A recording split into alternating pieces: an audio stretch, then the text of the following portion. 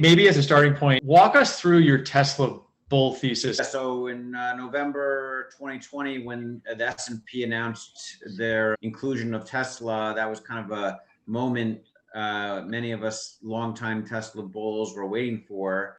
And I posted our thesis that we thought the stock could get to 700 to 800 plus by January. So we bought a bunch of call options and had a nice return on those. Do you typically take directional views through options, or do you typically buy the cash equity? We do a mix. Options are a big part of our return, and we're very risky, our strategy. And our returns can be very volatile. But Tesla is our highest conviction name. I mean, how long ago did you start GoodSoil? I started as an incubator fund, actually, while I was still employed with Interactive Brokers with just $100,000 of my own capital back in January of 2020. And that $100,000 grew, believe it or not, to over $13 million by the end of 2020. It was ridiculous to return because I was long Tesla option. I bought a bunch of index puts on the NASDAQ ETF. QQQ right before the COVID crash, and I closed those out at the low and bought a bunch of long-term call options on Square, Peloton, Palo Alto Network. So getting back to Tesla, I mean, it sounds like that was a big part of your overall returns. Do you have like today kind of a long-term viewpoint? The Tesla bear thesis for the last 10 years really, is that, the competition is coming and, Tesla can never grow. And then if they do grow, they won't really do so at profitable margins. And even if they do, their valuation is so high already that, they're already priced to perfection. What's really surprised me, I think, in the last year or two is Tesla's been, ramping production like crazy. I mean, they're going to be at roughly 90% growth rate in deliveries this year. I think there's going to be plenty of space for other, competitors to succeed, in the electric space. Electric vehicles are going to continue to decrease in cost.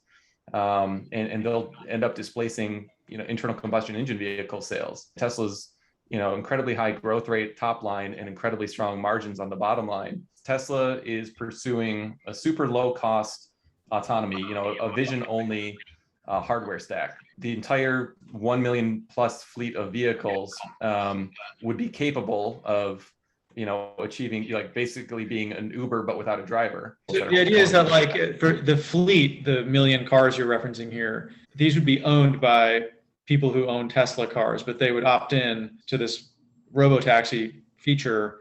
Kind of like an Uber type, business model, but the single greatest expense that Uber and Lyft have is drivers, and then after that it's gasoline. The margins would be crazy. What competitive threats do you see in that market? I think China is going to be at the forefront of electric vehicles and autonomous driving, maybe more so than the U.S. in the next 5 years. I think there's room for multiple players. Tesla doesn't need to capture all the market share of EVs or autonomous driving. They can capture, 20% of. So, Google's been funding Waymo to kind of continue to get the technology better. And admittedly, in Chandler, Arizona, that is a better driverless car than any Tesla today. Like, what else can they do with the car outside of self-driving that would make it, potentially a more enticing vehicle? The best way to think of a Tesla is like a big computer on wheels. So all the cars do have, what they call Autopilot, which is basically, it'll stay in the lane on the highway and, keep a distance with the car in front of you. The minute you get onto the highway on-ramp, you can turn on full self-driving. It will merge with the oncoming traffic. It will pass the slower cars automatically. It'll just change the lanes by itself, and it'll handle all the interchanges for you. It like navigates and drives for you. I think a lot of people think of luxury in cars. They think of, like having nice leather and nice knobs and like a really great center console.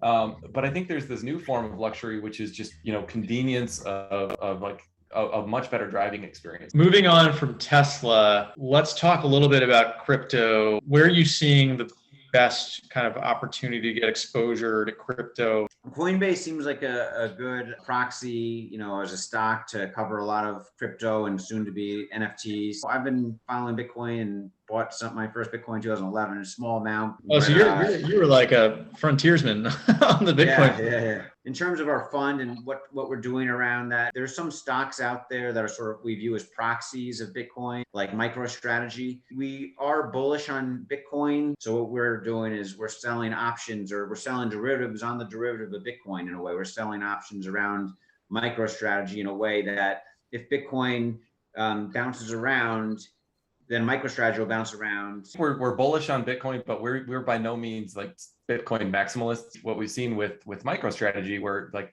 roughly 90% or so of the market cap is attributable to their Bitcoin holdings on the balance sheet. We're essentially selling volatility on the way up and on the way down. I'm sure you guys are active in Roblox and stuff, but I'm just curious, what are your favorite plays there? There's like 4 or 5 core stocks, and Roblox has been one since the direct listing date. We view Roblox as, a slice of the metaverse, sort of like a platform or an app store for hundreds of thousands of developers that are currently using it to be developing their own kind of experiences, whether they're games or social experiences is questionable. There's lots of gray area in between, but they're creating tons of these experiences that has, I think 40 or 50 million daily active users now. I don't see anyone else competing with them in that space at this point. It just seems like it's inevitable to be a big slice of the metaverse.